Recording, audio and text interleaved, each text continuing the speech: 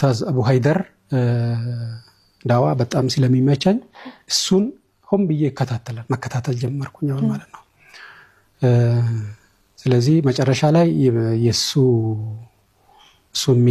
የሚያስተምራቸው ትምህርቶች በተለይ ተጽዕኖ አድርጎብኛል እና ፋይናሊ ዲሳይድ አደረኩና እኔ ራሴ ሻዳ ያስኩኝ ማለት ነው። ሱብሃንአላህ። የመጨረሻው ሐሳብ እንድትወስድ ያደረገችን ባቃት ደስ ይለኛል።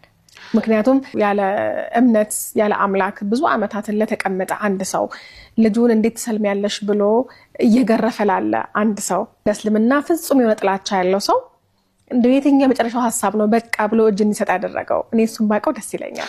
ልጄ ስትከራከረኝ መጀመሪያ እንደ ሰለመች አካባቢ ስትከራከረኝ የሰው ልጅ እኮ ሲወለድ ሙስሊም ነበር እንዴት የሚል ጥያቄ ፈጠረብኝ። ሌላው ደግሞ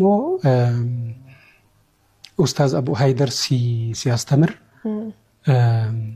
የውርስ ኃጢአት የሚባል ነገር የለም። አዳም ኃጢአት ሰርቷል አንዴ፣ ነገር ግን እያንዳንዱ ሰው የሚሰራው ኃጢአት ለራሱ እንጂ ለልጅ ልጁ አይተላለፍም የሚለው ደግሞ ለኔ ሌላው እኔን የማረከኝ ዳዋ ነው።